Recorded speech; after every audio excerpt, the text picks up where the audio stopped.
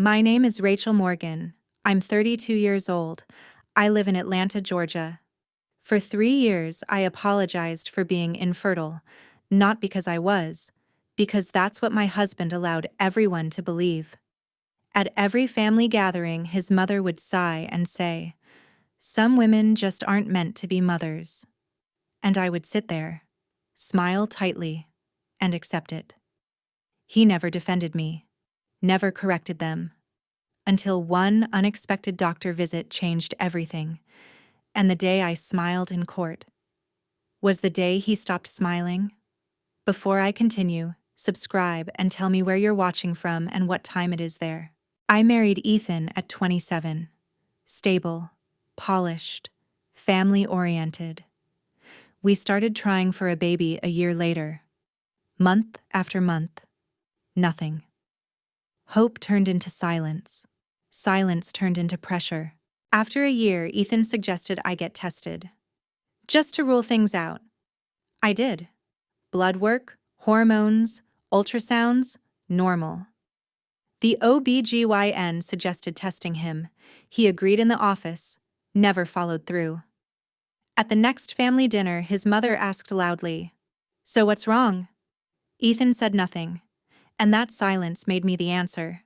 At Thanksgiving, stress affects women differently. At Christmas, a fertility diet book. Ethan squeezed my hand under the table, as if that erased it. When I cried, he said, "They just want a grandchild." No, they wanted a reason. And I was convenient. 2 years in, he said he'd been tested. Everything's fine. I asked to see the results. He said he misplaced them. I believed him. Because trust doesn't assume deception. Last year, I switched doctors. New intake form, new questions. The nurse reviewed my file. "There's no record of partner analysis." I said he'd been tested. She asked, "Through which lab?" I didn't know. That was the crack. I saw a reproductive endocrinologist, asked directly, if my husband had testing done through shared insurance, would it show? Yes. Billing codes, lab entries. There were none. Ethan had never scheduled it. I asked him calmly, "Why didn't you get tested?" Long pause.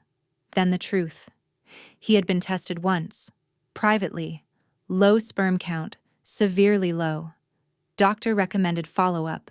He didn't go back. Instead, he let me carry the blame. Because it would destroy my parents. So he let them destroy me. I requested records from the clinic. They confirmed his initial analysis. I now had documentation, not just of infertility, of deception, of intentional silence. I filed for divorce quietly. During mediation, his attorney framed infertility as shared hardship. I submitted the clinic report, including the diagnosis he hid. The room shifted. Ethan looked at me like I'd betrayed him. No, I stopped protecting him. His mother called after court, angry, demanding answers. I said calmly, "Your son wasn't honest." Silence. No more jokes, no more blame, just truth. Infertility isn't shameful. Lying is. What ended my marriage wasn't biology, it was cowardice. For 3 years, I apologized for something that was never mine. And the day I walked into court with documentation was the first day I didn't feel small. He chose pride over truth. I chose peace over performance. And sometimes the most powerful thing you can do is stop carrying blame that was never yours. There's another story waiting for you. I'll see you there.